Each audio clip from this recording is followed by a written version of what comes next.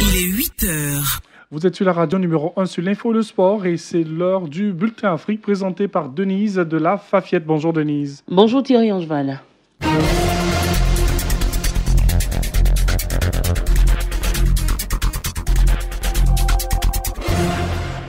Bonjour à tous et merci d'être sur Radio Côte d'Ivoire. Le chargé d'affaires du Nigeria a été délogé de sa résidence à Kinshasa en raison d'une querelle foncière qui dure depuis plusieurs années. Il a été délogé sur décision du bourgmestre de la Gombe, la commune chic de Kinshasa qui abrite les représentations diplomatiques. Abou Sila nous donne les détails.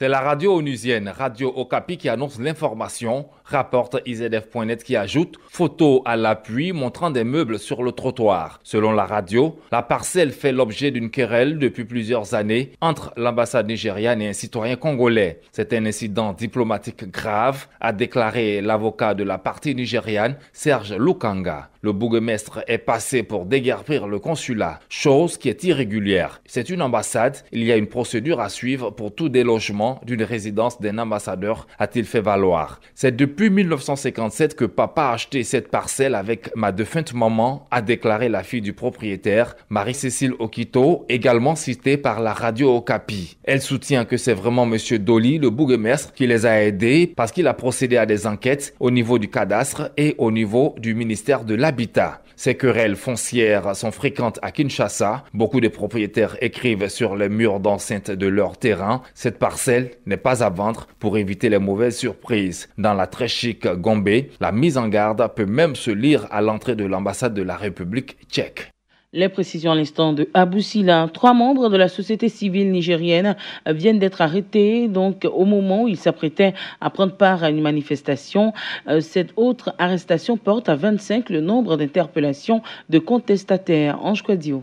Au Niger, la manifestation de la société civile prévue cette semaine contre la loi de finances 2018 et interdite par la municipalité de Niamey n'a pas eu lieu. Plusieurs membres de la société civile ont toutefois été arrêtés dans la soirée. Il s'agit de Ibrahim Diori, de l'association alternative Espace Citoyen, qui a été arrêté chez lui par des policiers en civil, de Maïkou Zodi, du mouvement Tournons la page, qui lui a été interpellé dans la rue alors qu'il était en voiture, et de Abdourahmane Ide, membre de la jeunesse pour une nouvelle mentalité. Ce dernier s'est quant à lui rendu de son propre chef au commissariat vers 22h30, après avoir été appelé par la police. Ces arrestations ont lieu en marge de manifestations. À l'heure actuelle, les 3 hommes n'ont toujours pas été déférés devant le parquet. Leurs avocats ont néanmoins été notifiés des chefs d'inculpation retenus contre eux, participation à une manifestation interdite et dégradation de biens publics. Pourtant, ils n'ont pas été interpellés durant les rassemblements. Ce lundi matin, Mohamed Bazoum, ministre nigérien de l'Intérieur, a expliqué au téléphone qu'ils avaient pu être arrêtés en tant que responsables de la manifestation. Comme ce sont eux qui ont déposé auprès des autorités la demande officielle. Par conséquent, ils sont comptables, selon le ministre, de tout ce qui advient durant le rassemblement. M. Bazoum s'appuie pour cela sur la loi de 2004 qui régit le droit de manifester. Avec les dernières arrestations, cela porte à 25 le nombre d'interpellations. Les principaux dirigeants du mouvement de contestation sont derrière le barreau depuis près de 15 jours, dispersés dans des centres de détention en dehors de Niamey.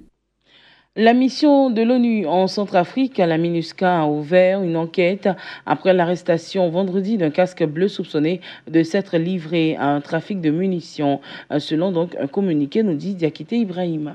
Selon une source militaire que révèle l'hebdomadaire Jeune Afrique, le soldat est soupçonné de trafic de munitions. La tension règne à Bangui depuis plusieurs jours, notamment avec des affrontements entre forces de sécurité et groupes armés. La MINUSCA condamne ce grave manquement présumé aux directives en vigueur en matière de détention et d'usage d'armes et de munitions, ajoute le communiqué. Le casque bleu appartient au contingent gabonais, selon une source militaire. Le Gabon avait annoncé le 10 mars le retrait de quelques 450 soldats de la mission de l'ONU en Centrafrique, à la suite des manquements constatés dans ce contingent, car il y aurait eu des problèmes d'équipement et d'abus sexuels selon un responsable à New York. Cette décision du Gabon tombe mal pour l'ONU et sa mission en Centrafrique, qui a été renforcée à l'automne 2017 avec 900 hommes par le Conseil de sécurité de l'ONU pour faire face à une dégradation de la situation sécuritaire.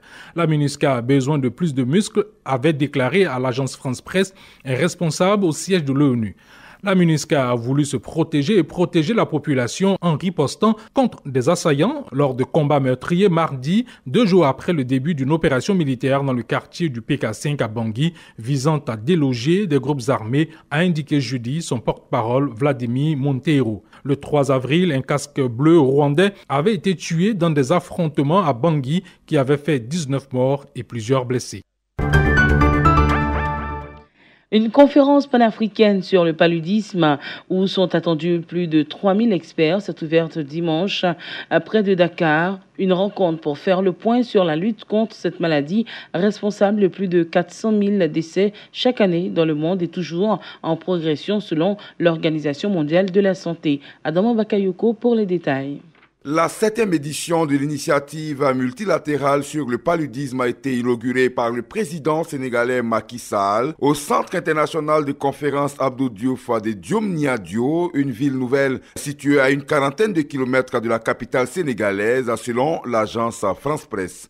20 ans après sa première édition, déjà au Sénégal, les experts partageront jusqu'au 20 avril les dernières avancées de la recherche en matière de surveillance de la maladie, de diagnostic, de traitement ou encore de progrès vers la réalisation d'un vaccin toujours attendu. Malgré les efforts réalisés, il reste beaucoup à faire pour gagner ce combat vital contre ce fléau qui atténue l'impact de nos performances économiques, a déclaré le président sénégalais lors de la cérémonie d'ouverture. Les participants tenteront de définir les pistes pour accélérer la lutte contre le paludisme dans le monde et en particulier en Afrique subsaharienne qui a marqué le pas ces dernières années selon un communiqué des organisateurs. Dans son dernier rapport mondial annuel sur cette maladie, l'Organisation mondiale de la santé OMS a relevé que malgré les avancées récentes, les progrès globaux pour contrôler la maladie ont stagné. Et voilà qui marque la fin de ce bulletin Afrique sur Radio Côte d'Ivoire. Merci de nous avoir suivis. Restez toujours sur votre radio. L'actualité sera de retour dès 9h.